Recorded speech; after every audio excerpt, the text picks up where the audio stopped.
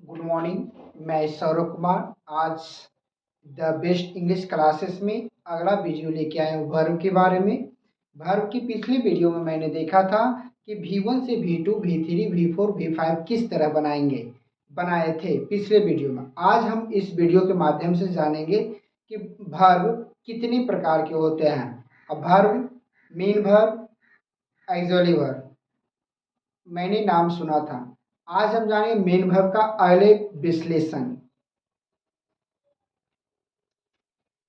Heading में दीजिएगा main verb.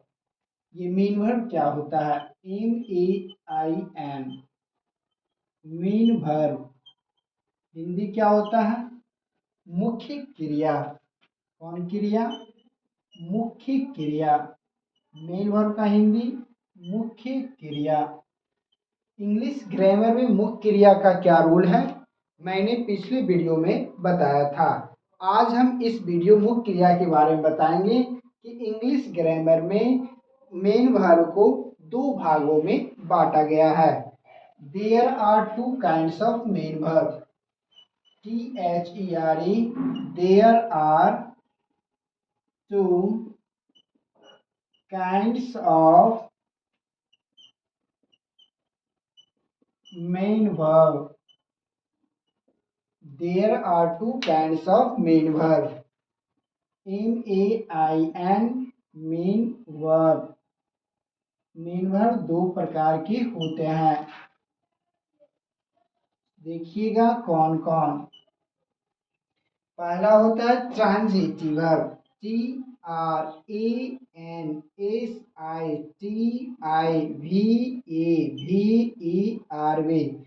Transitive verb. दूसरा होता है इंट्रांजिटिव। INTRANSITIVE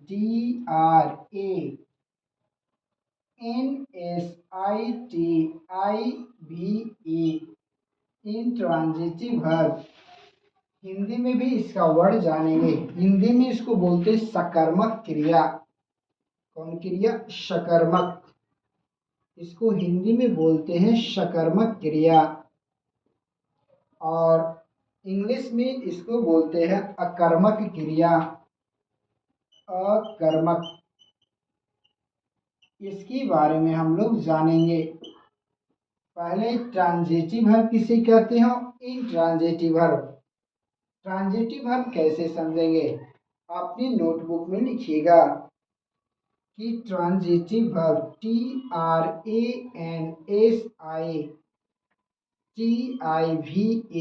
ट्रांजिटिव वर्ब लिखकर डैश।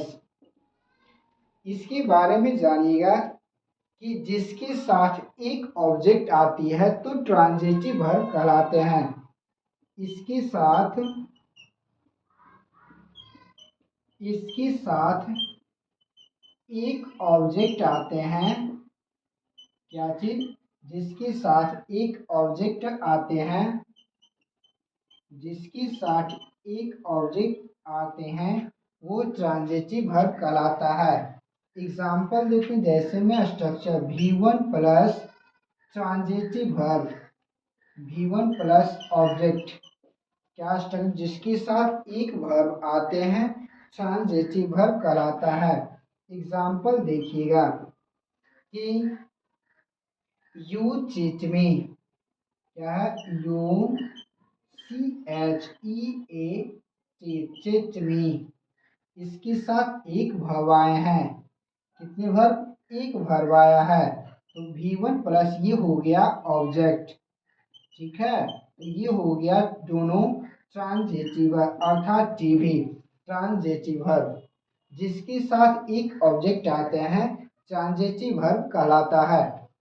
अब देखिएगा ट्रांजिटिव वर्ब कितने प्रकार के होते हैं जानेंगे। इंग्लिश ग्रामर में सबको नीचे गहराई तक जाने। वर्ब जाने दो प्रकार के, main verb, auxiliary verb. Main verb दो प्रकार के, transitive verb, intransitive verb. Transitive verb कितने प्रकार के होते हैं उसके बारे में जानेंगे हम। Transitive verb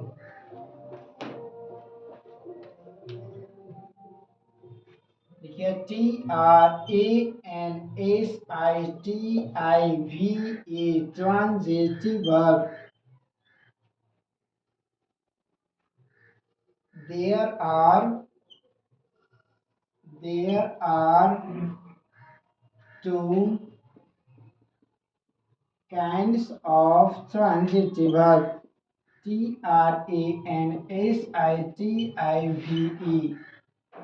transitive verb.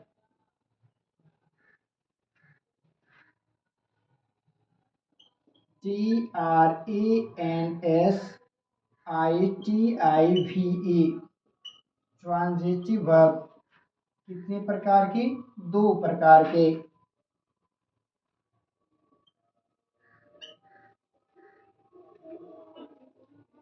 Monotransitive verb MONO, monotransitive TRANSITIVE, monotransitive verb. उसके बाद ditransitive verb, di TRANSITIVE,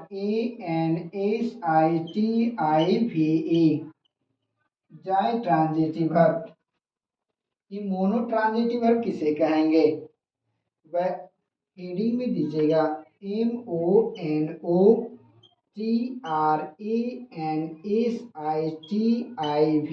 monotransitive verb. देखिएगा क्या इसका अर्थ कैसे समझेंगे। लिखिएगा वैसी वर्ब जो अपने साथ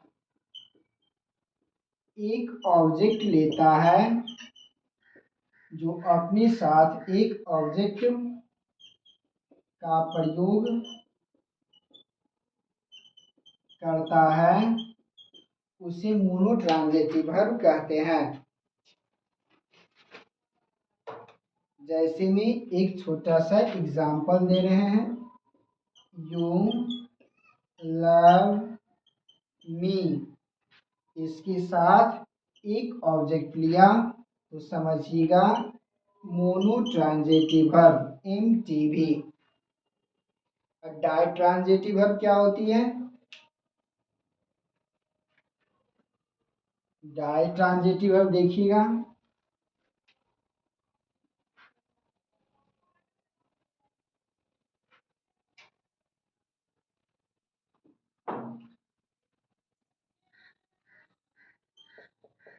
die TRANSITIVE, ditransitive verb. वैसी वर्ब जिनके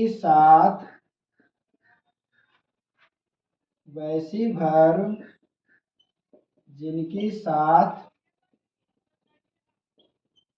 एक से अधिक ऑब्जेक्ट हो तो उसे डाई ट्रांजिटिव वर्ब कहते हैं। उसे डाई ट्रांजिटिव वर्ब कहते हैं। यदि एक से अधिक ऑब्जेक्ट लेता है तो डाई ट्रांजिटिव वर्ब, यदि जिसके साथ एक ऑब्जेक्ट आते हैं तो वो मोनोट्रांजिटिव वर्ब कहलाएंगे। एग्जाम्पल देखिएगा डाई ट्रांजिटिव वर्ब का शी गिव मी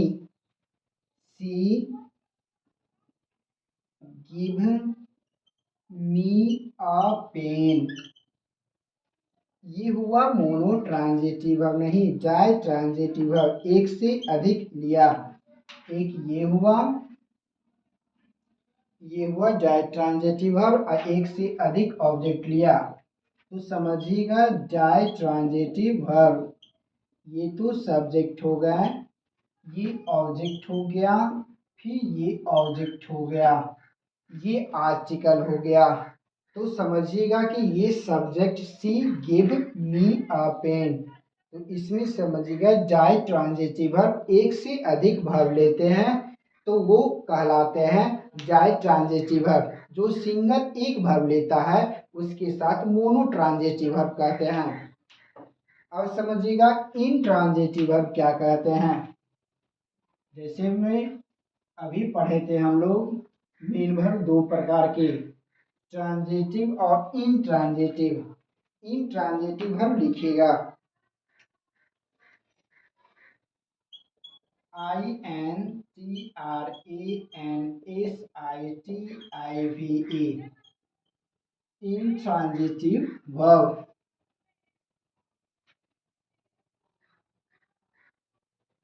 इसके साथ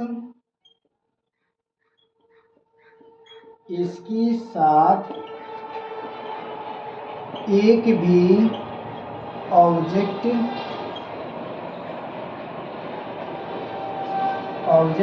नहीं होता है। इसके साथ एक भी ऑब्जेक्ट नहीं आते हैं तो कहलाएंगे क्या चीज? Intransitive verb. इसके साथ एक भी ऑब्जेक्ट नहीं आते हैं। छोटा सा एग्जांपल देते हैं कि आई रन, क्या इसके साथ वर्ब आया? सब्जेक्ट हुआ फिर ये भी आ गया। इसके साथ एक भी ऑब्जेक्ट नहीं आते हैं। आई रन, राम इट्स, कौन वर्ब? ये सब इंट्रांजिटिव वर्ब कहलाएंगे। अगले टॉपिक लेके आया हूं, देखिएगा। अब हम जानेंगे वर्ब दो प्रकार के, मेन वर्ब, एक्सोली वर्ब। और अब जानेंगे हम एक्सोली वर्ब क्या होती है। द बेस्ट इंग्लिश क्लासेस में आप लोग का हार्दिक स्वागत। आप लोग से रिक्वेस्ट है कि इस वीडियो को लाइक सब्सक्राइब जरूर करें।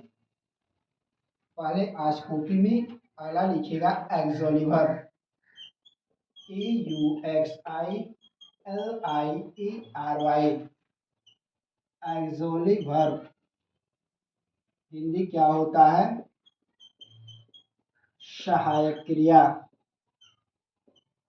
क्या क्रिया?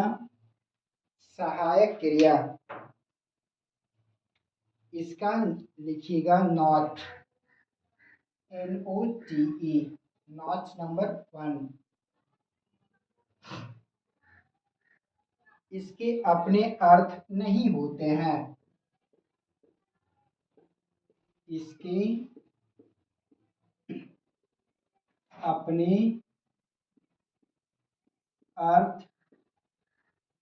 इसके अपने अर्थ नहीं होते हैं।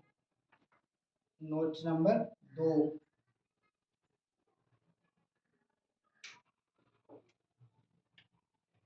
यह मेन वर्ब को कंट्रोल करता है। ये मेन वर्ब को कंट्रोल करता है।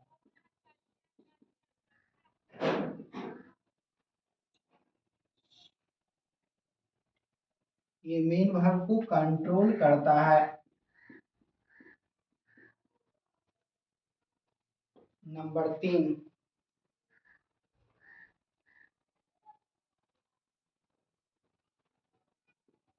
AUXILIERY,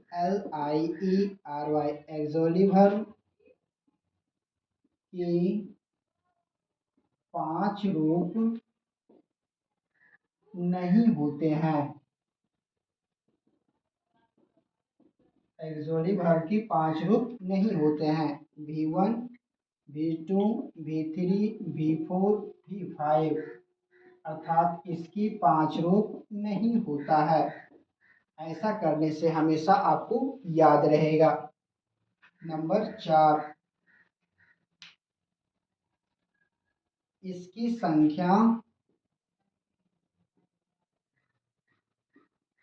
संख्या मूलतः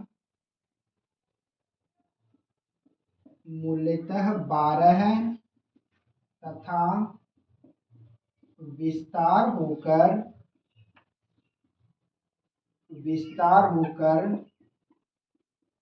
24 हो जाता है। विस्तार होकर एक्सोली वर्ब मात्र 24 हो जाते हैं। पूरे इंग्लिश को मात्र 12 ही एक्सोली वर्ब हैं। विस्तार करने के बाद यह 24 हो जाता है। उसके बाद पूरे वर्ल्ड में 24 से ज़्यादा कोई एक्सोली वर्ब आया ही नहीं है। देखिएगा 24 कौन कौन रहेंगे।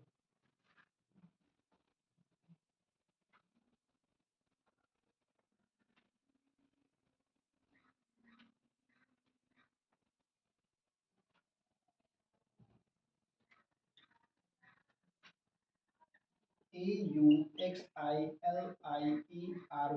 एक्सोली वर्ब। ये रहेगा प्रेजेंट, PRESENT, प्रेजेंट। ये रहेंगे पास्ट, प्रेजेंट पास्ट में एक्सोली वर्ब में आते हैं वी। अब प्रेजेंट फॉर्म में होता है इज, इम, आर। कौन आता है? इज, इम, आर। इसमें क्या होंगे? इज, इम, आर। पास्ट फॉर्म में होता है वाज, वर। वाज, वर। दूसरा होता है बी ग्रुप के बाद ये होते हैं डू ग्रुप। डू ग्रुप में होता है सिर्फ डू, डज। क्या होता है बउआ? Do, does. इसके होते हैं मात्र डिड।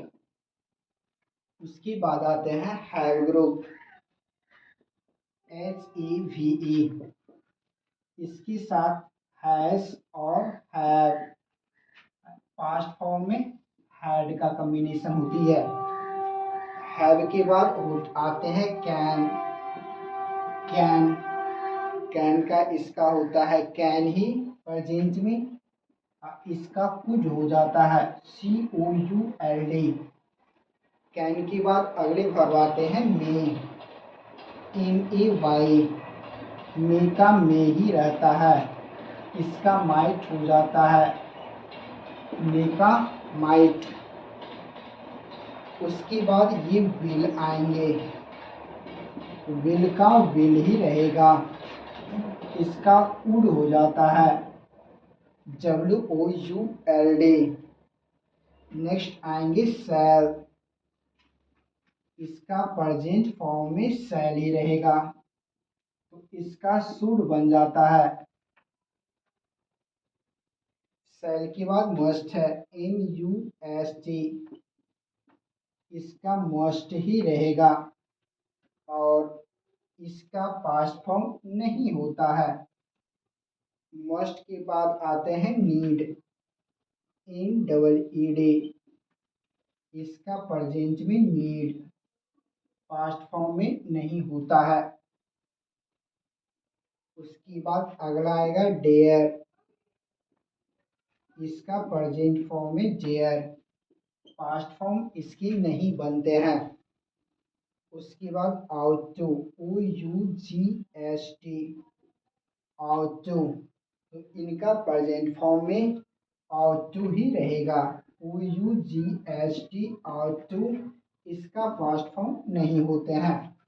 उसके बाद नेक्स्ट आएंगे यूज्ड टू। यूज्ड टू का ये पास्ट फॉर्म प्रेजेंट नहीं होता है, इसका होता है।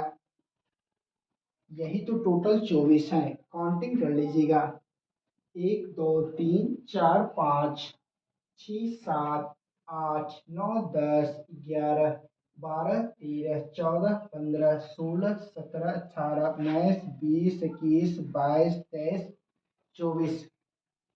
इतना ही एक्सोली वर्ब है। तब तक के लिए इतना के लिए रहने देते हैं, फिर अगले वीडियो में लेके आऊँ वर्ब का अगले टॉपिक। ठीक है, तब तक ये बेहतर जितनी भी वर्ब में ये सब वर्ड आते हैं तो इंग्लिश ग्रामर को इतना ही वर्ड में कंट्रोल किया जाता है। तब तक इस वीडियो को लाइक और सब्सक्राइब जरूर करें। मैं अगले वीडियो में लेके आऊँगा वर्ब में, इसमें भी कुछ जिसका V1 V4 V5 बन सकता, कुछ ऐसे 6 वर्ड हैं जिसका हम V1 V5 बना सकते हैं। तब तक की ये वीडियो को लाइक सब्सक्राइब जरूर करें। धन्यवाद।